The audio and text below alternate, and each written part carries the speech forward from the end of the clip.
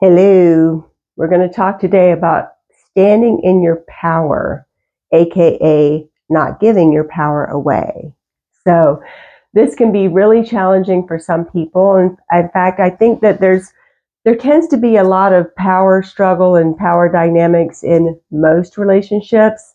Most of the time, somebody in the relationship tends to have a little bit more power than the other one, and they may use that to get people to do what they want, to manipulate. And it can be super subtle and can be so conditioned that you feel it. It feels icky. Maybe you don't really like being around that person, but it hasn't really become clear to you why you feel that way or what's really going on.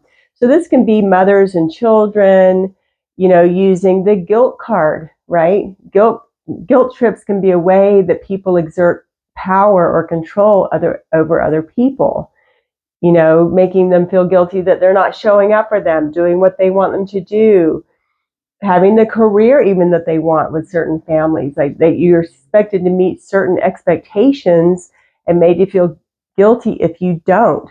Or, in certain cultures, the dad's always the king of the family and the child's just, I don't care if they're 40. They're still supposed to fall in line and do what the patriarch says or the matriarch says. And so then these dynamics often get transferred to romantic relationships. And it's not always the man having the power over the woman. Often the woman exerts power and control over the man.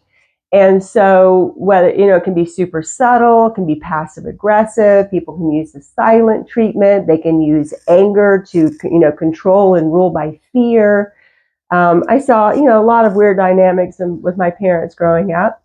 And it's not coming from a very conscious, awakened place, obviously, right?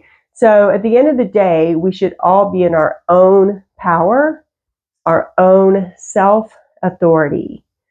You are a soul being on your path, just as worthy, with just as many rights as any other soul on the planet, right?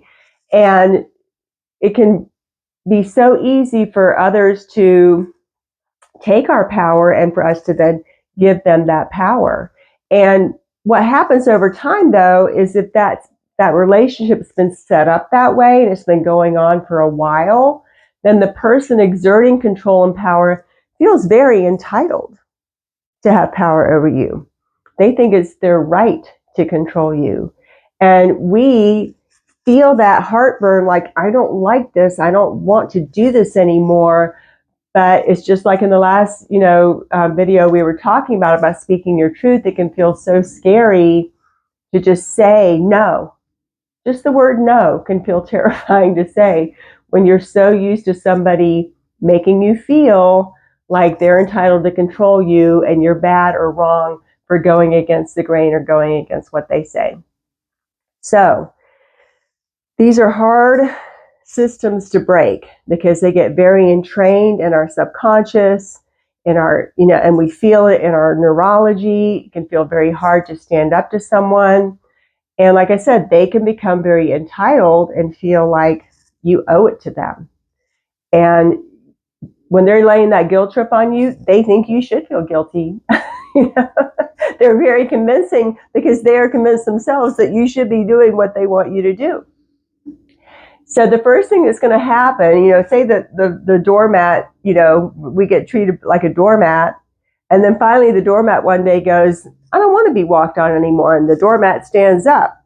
Well, the first thing that's going to happen is that other person's going to try to get you back down on the floor because they love you being on the floor. They love walking all over you. They love you being a doormat.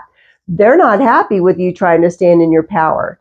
So their first impulse is not going to be, oh, well, you're right. You should be in your power, and it is your right to do what you want and be in your self-authority. That's not going to be their response. Their initial response is going to be to get you back down on the floor. They're going to double down, maybe triple down. They're going to really lay it on thick. They're going to pull out on the stops to get you back in that position subservient to them. So in the beginning, it's the hardest because you've really got to stand with your boundaries. You really got to nope, I don't care. I'm not succumbing to the guilt, the fear, the yelling, any of it. It's not working anymore.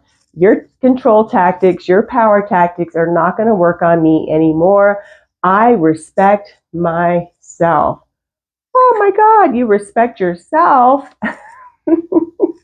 It seems so obvious when you say it out loud, but people don't always feel like you deserve to respect yourself because they're treating you with disrespect. So, no one can take your power back but you. No one can learn that little powerful word, that 2-letter word, no. You're the one that has to exercise it. You're the one that has to say it. You're the one that has to weather that storm of emotions in your own body and the fear of how they're going to react. Weather the storm, let them freak out, spin out of control because they feel entitled and they want you back down. Weather the storm, because eventually they will figure out, either they'll figure this out or they'll move on, okay? They'll either figure out that all of their railing, all of their, yelling and screaming and tactics don't work, and then you set a new dynamic in the relationship that's more equal footing, more sharing of power, or they'll just not want to have you in their world anymore because they only want people that they can control. And if they're that kind of person, guess what? Maybe they're not the kind of person you need in your life. Only you can decide that too. But at the end of the day, you have to respect yourself. You have to take your own power back, be in your own self-authority, because otherwise you're not living your life on your terms with peace inside and being able to sleep peacefully at night, knowing that you're not letting people walk all over you. So don't stuff it down. Don't wait till it comes out as some psychosomatic illness later in life.